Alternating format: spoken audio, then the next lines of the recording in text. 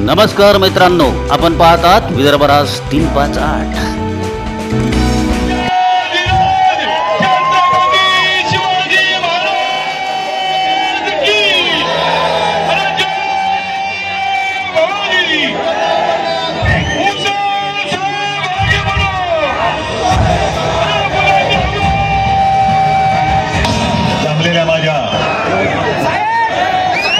देशभक्त बांधवांनो, भगिनी आणि मातांनो, मी नेहमी माझ्या भाषणाची सुरुवात जमलेल्या माझ्या तमाम हिंदू बांधवांनो, भगिनी आणि मातांनो अशी करतो। पण ही देशाची निवडणूक आहे आणि देश वाचवायचा आहे, म्हणून मी देशभक्त बांधवांनो, भगिनी आणि मातांनो अशी केली। आता काही जण त्याच्यावर टीका करतायत। बघा, यांच्या भाषणाच्या सुरुवातीतला हिंदू शब्द गेला। अरे काय हिंदू देशभक्त नाही असं तुम्हाला म्हणायचं काय? हे सगळे देशभक्त आहेत माझे, आणि देशभक्तच मोदींची हुकुमशाही गाडून टाकणार आहेत। विषय अनेक आहेत, किती विषयावरती किती बोलायचं, पण काही गोष्टी आवर्जून बोलणं भाग आहे। जो उल्लेख संजय राऊत आपण केला, आज आपले मोदीजी सुद्धा नाशिकमध्ये होते। आता त्यांना खरंच मला असं वाटतं एवढा ताण पडलाय मनावर, मध्ये कोणीतरी सांगितलं की ते झोपतच नाही। आता झोपले नाही किंवा झोप अपुरी झाली तर असं डॉक्टर सांगतात, तुम्ही झोप उडवली साहेब त्यांची, की मेंदूवरती परिणाम होतो आणि लोक काही वेळेला भ्रमिष्ठासारखे बोलायला लागतात। मोदीजी, तुम्हाला करायची कल्पना नसेल की स्वतः हिंदू हृदय सम्राट शिवसेना प्रमुखांनी शिवसेनेची जबाबदारी माझ्यावरती सोपवली, तरी देखील काही पावटे माहिती आहेत ना काय असतात? त्याच्या आधी एक शब्द जोडतात, पण मला जोडायचा नाही। पावट्याचा गुणधर्म तुम्हाला माहिती आहे? हे पावटे आपल्या शिवसेनेला नकली शिवसेना म्हणतात, ते शिवसेनेला जे नकली म्हणतात हे पावटे, त्यांना कुठे मोड फुटलेत माहिती नाहीत मला। आणि इथपर्यंत बदल गेले की हिंदू हृदय सम्राटांचा मी पुत्र,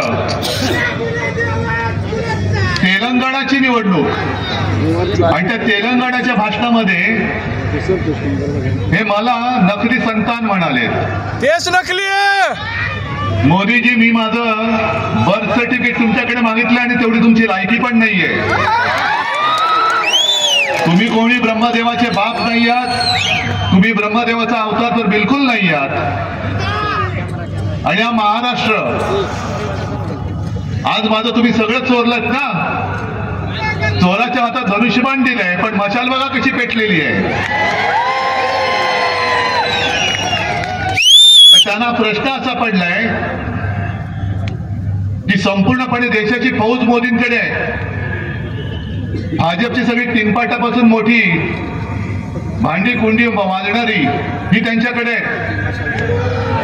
तरी सुद्धा उद्धव ठाकरे ते घाबरतात, कारण तुमच्या रूपाने माझ्या भोवती जे शिवसेना प्रमुखांचे आणि माझ्या माचं जे आशीर्वादाचं कवच आहे, हे मोदी तुम्ही काय तुमच्या कित्येक पिढ्या राजकारणात, मी बोलतो, मी वैयक्तिक कोणाचं काढत नाही, कारण राजकारणामध्ये भाजपला पोरच होत नाहीत,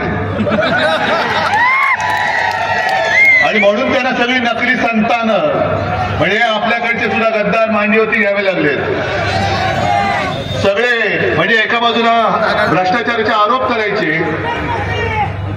70,000 कोटीचा उपमुख्यमंत्रीचा, मुख्यमंत्री कितीचा असेल, हे सगळे नकली संतान तुम्ही, कारण तुम्हाला मोदीजी राजकारणामध्ये पोरच होत नाही,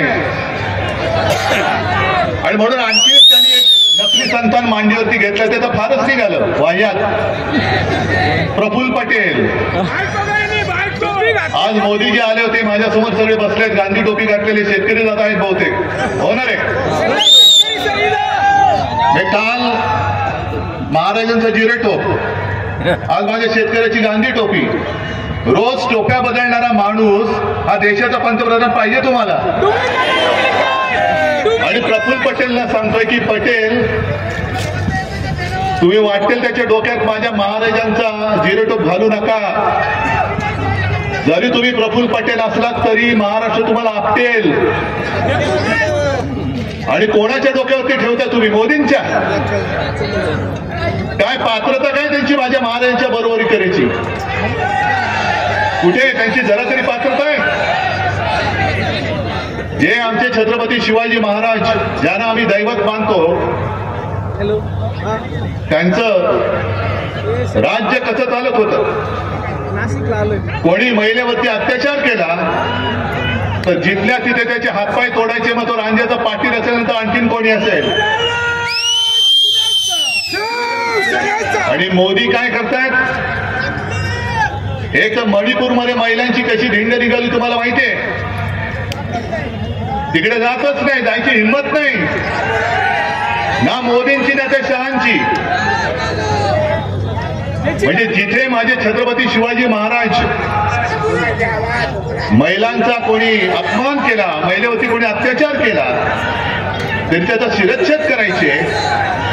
मोदी तुम्ही तर जाऊ शकत नाही. तुम्ही महाराजांच्या जिरेटोपाला हात काय त्याचं दर्शन सुद्धा घेण्याची तुमची पात्रता नाहीये.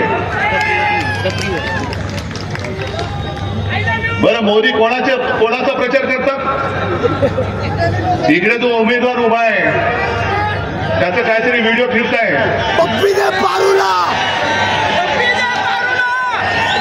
मग असा ज्या व्यक्तीचा उमेदवार आहे तो महाराजांचा जिरेटोप घालू शकतो?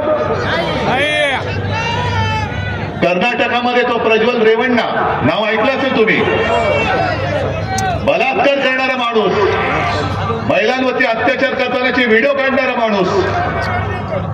आणि मोदी निर्लज्जपणाने सांगतायत की या रेवण्णाला मत म्हणजे मोदींना मत. हे माझ्या महाराजांची बरोबरी होऊ शकते? हा माझ्या छत्रपती शिवाजी महाराजांचा आणि माझ्या महाराष्ट्राचा अपमान आहे.